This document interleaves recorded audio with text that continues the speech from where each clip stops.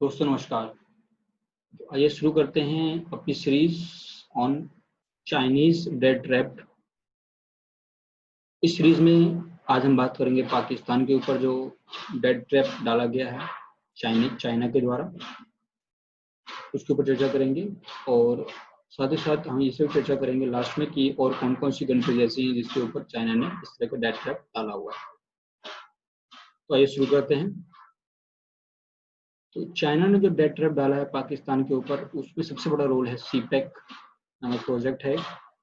इसका full form है China Pakistan economic corridor. और ये प्रोजेक्ट शुरू हुआ था 2013 में for development of Pakistan and for development of China, दोनों एक साथ डेवलप करें। पाकिस्तान को जरूरत थी अपने डेवलपमेंट की, जिसके लिए उसको फंड चाहिए था। चाइना को जरूरत थी कुछ पोर्ट्स की, चाइना को जरूरत थी रोड्स की, पोर्ट्स की, तो उसने वहाँ फंडिंग कर दिया, तो दोनों का काम निकल गया। तो अब हम देखते हैं कि किस तरह से इस प्रोजेक्ट को लेकर के चाइना ने पाकिस्तान को पूरी तरह अपने कब्जे में कर लिया है, अपने जो लोन के जाल में फंसा लिया है। जिस टाइम पे पुरानी फिल्म, हिंदी फिल्म देखते थे आप कि जमींदार लोग जो हैं वो गरीब लोगों को फंसा लिया करते थे लोन में और जमीन हथिया लेते थे, तो ठीक उसी तरह चाइना भी करता है, लोन में फंसाता है, फिर वहाँ की नेशनल प्रॉपर्टीज हथिया लेता है। तो ये देखते हैं कैसे। जैसे मैंने बताया आपको कि 2013 में ये प्रोजेक्ट स्टार्ट हुआ था, और किस लिए स्टार्ट हुआ था? For development of Pakistan and for development of China, दोनों ने साथ में अपना कॉन्ट्रैक्ट, बायलैटरल कॉन्ट्रैक्ट किया। तो इसमें क्या निकल के आया कि जब ये कॉन्ट्रैक्ट हुआ तो उस टाइम पर चाइना सबसे बड़ा लोन देने वाला बन चुका था पाकिस्तान को, आफ्टर आफ्टर जापान। जो कि हम कह सकते हैं कि $19 बिलियन का लोन वो दे चुका था उसको, पाकिस्तान। $19 बिलियन टोटल उसका डेट था, 90 बिलियन डॉलर, उसमें से $19 बिलियन जो है वो चाइना का था। तो ऑलमोस्ट हम कह सकते हैं कि 1/5 या 20% जो लोन है वो चाइना से आ रहा है, बाकी और कहीं से आ रहा है। तो ये जो लोन दिया गया, इसके लिए पाकिस्तान को इस लोन को पेमेंट भी करना पड़ेगा। तो पेमेंट कितना करना है पाकिस्तान? जो $19 बिलियन का लोन है, इसको पेमेंट करना है पाकिस्तान को $100 बिलियन। $19 बिलियन का लोन मिला है इसको, और $100 बिलियन उसको पे बैक करना है बाय 2024, यानी 2024 तक पाकिस्तान को चाइना को ये सारा लोन पेमेंट कर देना है। जिस लोन के ऊपर इंटरेस्ट रेट रखा गया है वो रखा गया है 7% पर एनम का, और इसको कहा गया है कि आप ये जो लोन मैंने आपको प्रोवाइड किया है अलग अलग तरीके से, एक तो पे बैक $100 बिलियन कर सकते हैं आप, और दूसरा आप जो अलग अलग तरीके से जो लोन दिया गया है वो 25 से 40 साल तक आप जो है इसको पेमेंट कर सकते हैं। उसके ऊपर इंटरेस्ट रेट है 5% पर एनम। अब बहुत से एक्सपर्ट्स का यही मानना है कि चलो सीपेक आ रहा है, पोर्ट्स डेवलपमेंट होगी, मैन्युफैक्चरिंग होगा, पावर सेक्टर होगा, रोड्स बनेंगे, रोड कनेक्टिविटी बनेगी दुनिया में, ये सब चीज़ें होगा, डेवलपमेंट होगा, लेकिन इसके लिए पाकिस्तान को बहुत बड़ा प्राइस चुकाना पड़ेगा। वो कैसे? इनका मानना है कि अगर पाकिस्तान ने चाइना से लोन लिया और उसमें जिस तरह का वो डेवलपमेंट, जिस तरह का उसमें कॉन्ट्रैक्ट है, उसके हिसाब से चाइना वहाँ पे एक अपनी अलग तरह की कॉलोनी बना लेगी। पास्ट एक्सपीरियंस से एक्सपर्ट से बताते हैं कि चाइना अपनी पाकिस्तान में कॉलोनी बसाने वाली है, और यहाँ से वो पूरा कंट्रोल करेगी साउथ एशिया कंट्रीज को। जैसे इंडिया हो गया, तो इसके ऊपर कंट्रोल करने के लिए Pakistan is the best place. जब कोई कंट्री लोन लेती है तो उसमें क्या होता है कि जब वो कंट्री लोन लेती है तो उस कंट्री जितने सिटीजन्स हैं, पब्लिक है, उस लोन को पेमेंट करने के लिए वो जिम्मेदार होती है। सिटीजन से जिम्मेदारी होती है लोन पेमेंट करने की, कंट्री तो सिटीजन से मिलकर के बनता है ना। तो आज अभी हम देखते हैं कि सिटीजन्स के ऊपर लोन का क्या भार है, और सिटीजन्स का जो पब्लिक डेट रेशियो होता है, यानी पब्लिक डेट ऑफ पाकिस्तान, वो क्या है। तो डेट टू जीडीपी रेशियो कहते हैं इसको, डेप्ट टू जीडीपी रेशियो। 70% है डेट टू जीडीपी रेशियो, यानी जीडीपी जितना है उसका 70% क्या है, उसका सिर्फ लोन ही लोन है। पर पर्सन की लायबिलिटी आती है इसमें $982, यानी पर पर्सन पाकिस्तान के ऊपर कितना कर्जा है अभी, $982 का उसके ऊपर पर पर्सन लोन है, कर्जा है। और साथ ही साथ हम ये भी देख रहे हैं कि चाइना से तो लोन लिया ही पाकिस्तान ने, और पाकिस्तान ने बहुत सारे IFIs से भी दुनिया भर में उससे लोन लिया हुआ है। कैसे लोन लिया हुआ है, अपनी नेशनल प्रॉपर्टीज को मॉर्टगेज करें। अब मैं बताता हूँ आपको कि नेशनल कौन कौन से प्रॉपर्टीज हैं जिसको उसने मॉर्टगेज किया हुआ है। मॉर्टगेज किया हुआ है उसने कौन कौन से प्रॉपर्टीज को, मैं बताता हूँ आपको कि उसने आपको जो मॉर्टगेज किया हुआ है वो किया हुआ है motorways, airports, radio and TV stations, और इसका इंटरेस्ट रेट जो IFI से इसने जो लोन लिया हुआ है इंटरनेशनल फाइनेंसिंग इंस्टीट्यूट से, उससे जो इंटरेस्ट रेट है इसका 8.75% है इंटरेस्ट रेट। नेक्स्ट बात करते हैं हम इम्पैक्ट ऑन लोकल इकोनॉमी। ये जो CPEC है इसका लोकल इकोनॉमी के ऊपर क्या इम्पैक्ट पड़ेगा। सबसे बड़ी चीज ये है कि जो चाइनीज कंपनी है उसने, जो चाइना है उसने पाकिस्तान के लोकल कंपनीज के साथ कोलैबोरेशन करने या पार्टनरिंग करने से मना कर दिया है। कहने का मतलब ये है कि लोकल कंपनी के साथ पार्टी नहीं करेगी तो लोकल बंदों को जॉब मिलना भी मुश्किल है। लोकल जो लोग हैं, लोकल सिटीजन के पब्लिक हैं, उनको जॉब भी नहीं मिलेगा। वहाँ जॉब कौन करेगा आकर के, चाइनीज लोग वहाँ पे आकर जॉब करेंगे, या जिसको मन होगा उसको, पाकिस्तान को जिसको मन होगा उसको जॉब देगा चाइना वाला।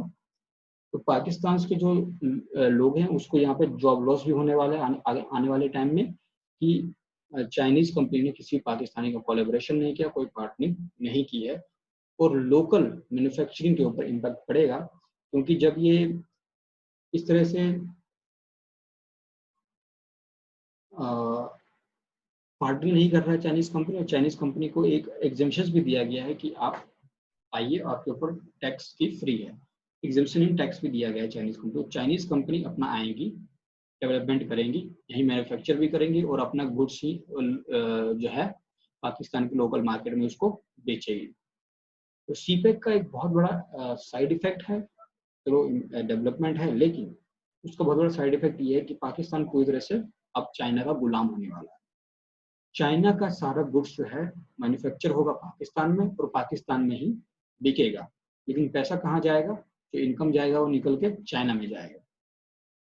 तो सबसे पहली बात, कोई पार्टनर नहीं किया तो job loss of the local citizens और पाकिस्तान, एंड साथ ही साथ जो है income to the China and goods of China जो है वो बेचा जाएगा पाकिस्तान।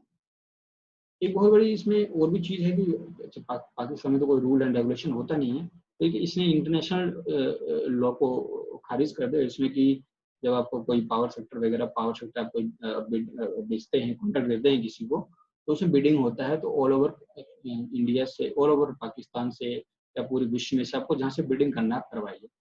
लेकिन यहाँ पावर सेक्टर को जो कॉन्ट्रैक्ट दिया गया पाकिस्तान के द्वारा, तो उसमें कोई बिडिंग नहीं हुई और सीधा चाइना को जो है उसमें कॉन्ट्रैक्ट दे दिया गया विदाउट एनी बिडिंग। और मैं बताता हूँ आपको कि CPEC में ऐसे कौन कौन से कॉन्ट्रैक्ट हैं, ऐसे कौन कौन से प्रोजेक्ट हैं CPEC में जो चाइना स्टार्ट करने वाला है। तो आइए देखते हैं। सबसे पहले मैं बताता हूँ कि ग्वाडर पोर्ट है जो चाइना और पाकिस्तान मिलकर के डेवलप कर रहे हैं। चाइना इसको क्यों डेवलपमेंट कर रहा है, क्योंकि चाइना इसको एक अल्टरनेटिव शिपिंग रूट बनाना चाहता है for the oil transportation into China. China के इसमें अपना स्वार्थ है। Under the agreement Chinese overseas ports will manage Gwadar free trade zone on a 43-year lease with control of all the ports business affairs. कहने का मतलब ये है कि अब जब डेवलपमेंट हो जाएगा तो 43 ईयर्स तक चाइना को कोई किसी तरह का टैक्स नहीं देना पड़ेगा, कुछ भी नहीं देना पड़ेगा, और वो पाकिस्तान के एक्सपोर्ट को और ऑयल ट्रांसपोर्ट यूज कर सकती है 45 साल तक, अपने सारे बिजनेस अफेयर्स को वहां कंट्रोल कर सकती है। CPEC में अगला कौन सा प्रोजेक्ट है, वो है कैरेट पावर स्टेशन। 72 मेगावाट का हाइड्रो प्रोजेक्ट है ये, और ये 1.42 बिलियन डॉलर का है, और ये आज़ाद कश्मीर में लोकेटेड है, और इसको 2021 तक बोला जा रहा है कि दिसंबर 2021 तक ये प्रोजेक्ट उसका कंप्लीट हो जाएगा, कैरेट पावर स्टेशन का प्रोजेक्ट कंप्लीट हो जाएगा। नेक्स्ट प्रोजेक्ट जो है इसमें वो है direct current transmission line from Lahore to Matiari. ये प्रोजेक्ट है 2 बिलियन डॉलर का, और इसमें 4000 मेगावाट की इलेक्ट्रिसिटी जो होती है वो प्रोड्यूस की जाएगी from the local coal plants, वहां से ये इलेक्ट्रिसिटी प्रोड्यूस की जाएगी। नेक्स्ट प्रोजेक्ट है हमारा कराची सर्कुलर रेलवे। ये प्रोजेक्ट हमारे पास 2.07 बिलियन डॉलर का है, और ये 2020 तक इसको बोला गया था कि कंप्लीट हो जाएगा, और इसमें बहुत सारे रेजिडेंट्स लोकल लोगों के द्वारा किया गया है, तो इसलिए इसमें थोड़ा सा टाइम लग पा रहा है, क्योंकि इसमें रेलवे ट्रैक्स में क्या किया है कि पुलिस ने लोकल घरों को भी तोड़ ताड़ करके वो जमीन कब्जा ली गई है, तो लोगों के द्वारा बहुत रेजिडेंस किया गया, लेकिन उसमें कुछ हुआ नहीं। काराकोरम हाईवे, एक काराकोरम हाईवे प्रोजेक्ट है। तो काराकोरम हाईवे प्रोजेक्ट क्या है, तो 1300 किलोमीटर 1300 किलोमीटर का ये काराकोरम हाईवे प्रोजेक्ट है, और इसमें चाइना और पाकिस्तान को जोड़ने वाला अकेला एक ये ऐसा रोड प्रोजेक्ट है जो चाइना और पाकिस्तान को जोड़ सकता है, और इसको बीजिंग जो है फाइनेंस कर रही है। ऑरेंज लाइन ट्रेन, ये लाहौर में ऑरेंज लाइन ट्रेन प्रोजेक्ट है, वो चलेगा। 27 किलोमीटर का मेट्रो ट्रेन प्रोजेक्ट है ये, और ये 1.7 बिलियन डॉलर का है, जिसमें से कि 300 मिलियन डॉलर जो है वो फेडरल गवर्नमेंट ऑफ पाकिस्तान के द्वारा आएगा, एंड बाकी जो है वो गवर्नमेंट ऑफ चाइना फाइनेंस कर रही है। आगे अगर हम देखें तो इसमें गवर्नमेंट ऑफ चाइना ने 20 बिलियन टैक्स एग्जेम्पशन दे दिया गया है इस प्रोजेक्ट के तहत। तो ये प्रोजेक्ट्स थे कुछ जो सीपैक के द्वारा लाया गया है। अब हम देखते हैं कि चाइना ने और कौन कौन सी ऐसी कंट्रीज हैं जहां पर कि अपना डेट ट्रैप फेंक दिया है और उस कंट्रीज को बर्बाद कर दिया। सबसे पहला उदाहरण लेते हैं कजाकिस्तान का। कजाकिस्तान 2011 में उसने लोन्स को राइट ऑफ किया। चाइना के द्वारा उसको लोन दिया गया था कजाकिस्तान को, 2011 में राइट ऑफ किया। अब देखिए कैसे राइट ऑफ किया, 1158 स्क्वायर किलोमीटर अपना लैंड दे करके कजाकिस्तान ने 1158 किलोमीटर अपना लैंड चाइना को दे दिया, और उसने कहा कि आपका लोन खत्म हुआ। कितना परसेंट? 5%। 5% सिर्फ चाइना का लोन खत्म हुआ, और उसके लिए उस कजाकिस्तान को 1158 किलोमीटर का स्क्वायर किलोमीटर का अपना एरिया चाइना को दे देना पड़ा। नेक्स्ट है कराचिस्तान। कराचिस्तान की अगर हम बात करें तो इसका डेट जो है इंफ्रास्ट्रक्चर का प्रोजेक्ट के ऊपर जो डेट था इसका, वो 62% से 78% ऑफ जीडीपी हो गया। और जब ये इतना बढ़ा तो जब 62% जब इसका डेट था, लोन था, तो उस टाइम पे चीन का शेयर था 37%, और जब ये 78% हो गया ऑफ जीडीपी, तो उसमें चीन का शेयर था 71%। देख रहे हैं तो चीन ने किस तरह से इसको डेट में फांस लिया। श्रीलंका की बात करते हैं अब। तो श्रीलंका में उसने क्या किया, 8 बिलियन डॉलर का लोन दिया एट 6%। उसमें एक है हम्बान टोटा पोर्ट है, हम्बान टोटा पोर्ट है, उसके कंस्ट्रक्शन के लिए उसने 8 बिलियन लोन दिया था 6% के ऊपर। लेकिन बदले में चाइना ने क्या मांगा, चाइना ने माना कि मेरे को इस पोर्ट को मैनेज करना है, 99 ईयर्स का लीज मेरे को दे दो।